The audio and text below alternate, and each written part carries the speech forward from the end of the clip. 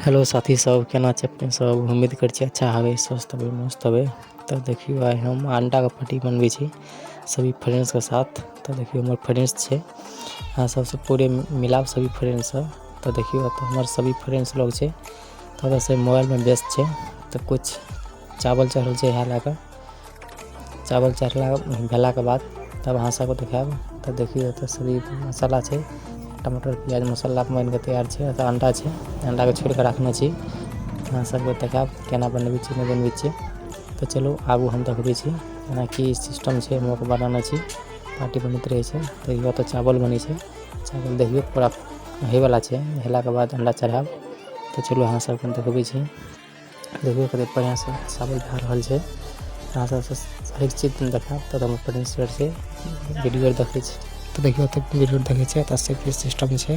तो देखियो लाइट लगल छै, मार्केट लगल छै, कुछ नया घर बनल छै। तो देखियो अंधेरा छै बाहर में कते। तो हमर फ्रेंड्स लोग छै, तो किछ कनी अलग घरो कैमरा घुमा देलु। देखियो पूरा नया घर बनल छै। तो देखियो पूरा सिस्टम छै, कते बढ़िया से घर बनल छै हमर फ्रेंड्स के। तो देखियो तो चावल बन रहल छै, हे वाला छै चावल कुछ देर के बाद। तो पानी भर के रख लेलु हमर के अंडा बनबै के लेल। तो सब कुछ देखे छै अंडा के सोई साई के क्लीन कर लेने छै। तो कुछ देर में चावलो होय वाला छै।